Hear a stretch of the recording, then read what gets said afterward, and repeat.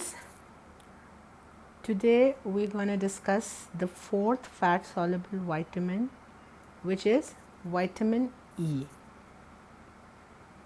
Vitamin E is also known as tocopherols. These are different forms of tocopherols that differ from each other in the number or position of methyl groups. That's why they are known as what they are known as.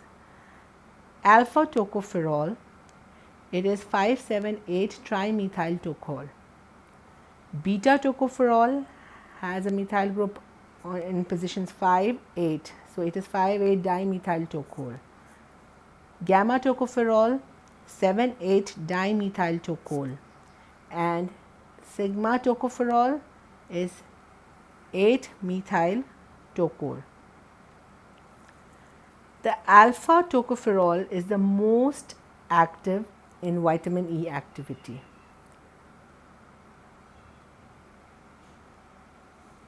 Dietary sources: cottonseed oil, corn oil, sunflower oil, wheat germ oil, and margarine are the richest sources of vitamin E.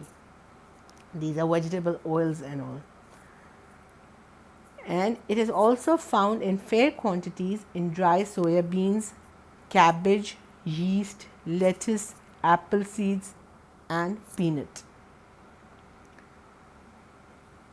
The recommended dietary allowance.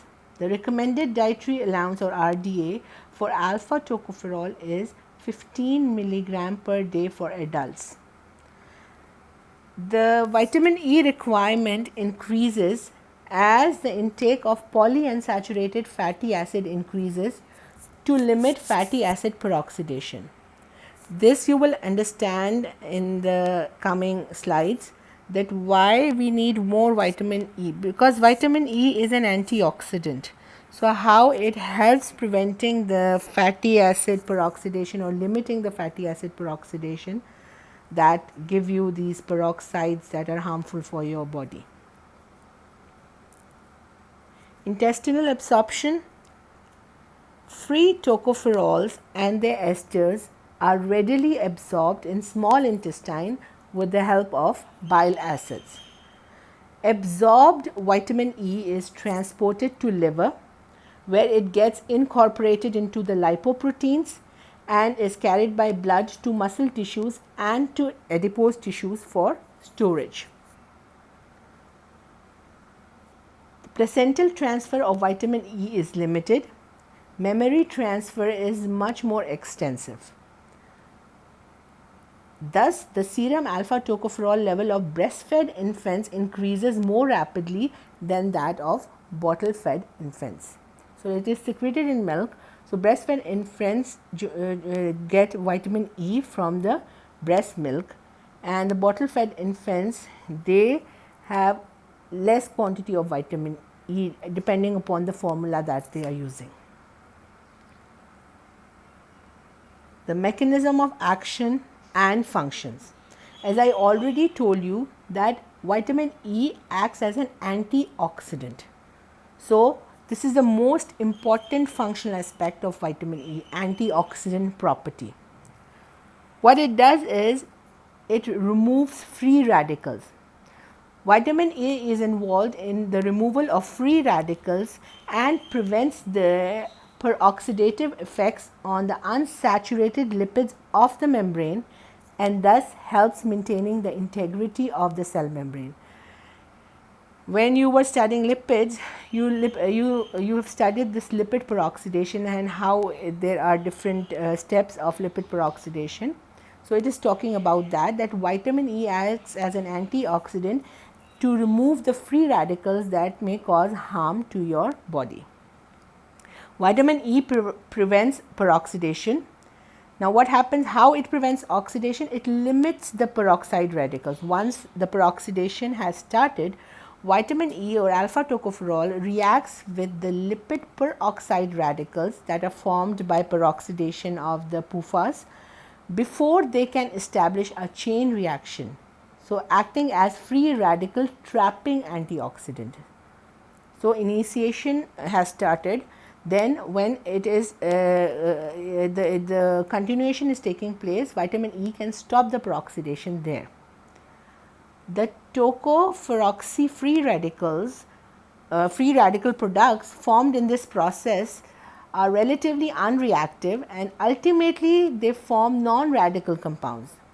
So usually these radical tocopheroxy radicals, this is reduced back to alpha tocopherol again by reaction with vitamin C from plasma or reduced glutathione. So it is limiting the peroxidation, and then it is changed back to alpha tocopherol for further usage. Deficiency of vitamin E. So you've studied that vitamin E is acting as an antioxidant. So that means that if there is deficiency of vitamin E, it will not be able to do its function as an antioxidant.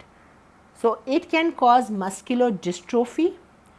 Vitamin E deficiency leads to the increased oxidation of polyunsaturated fatty acids in the muscle, with a consequent rise in oxygen consumption and peroxide production. Peroxides may then cause an increase in intracellular hydrolase activity by affecting the lysosomal membranes.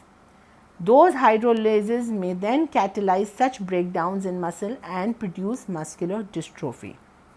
So peroxides are made, they cannot be prevented, they cannot be stopped, and they are increasing the lysosomal enzyme activities of killing or destroying membranes, and then this destruction of membranes of muscles or breakdowns in the muscle, this may produce muscular dystrophy. Hemolytic anemia can also be caused by vitamin E deficiency.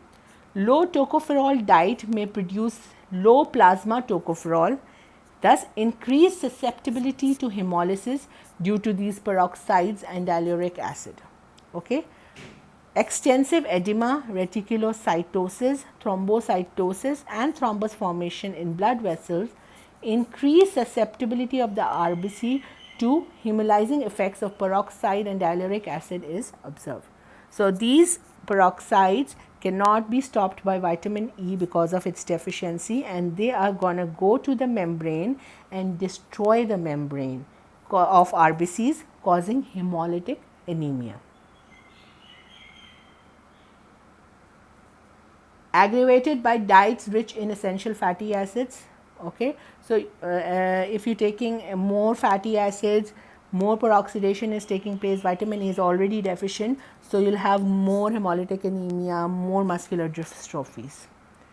Clinical cases of vitamin E deficiency may be found in lipoproteinemia and diseases like sprue, obstructive jaundice, pancreatitis and steatoria, where vitamin A cannot be absorbed by your body, and thus there is vitamin A deficiency.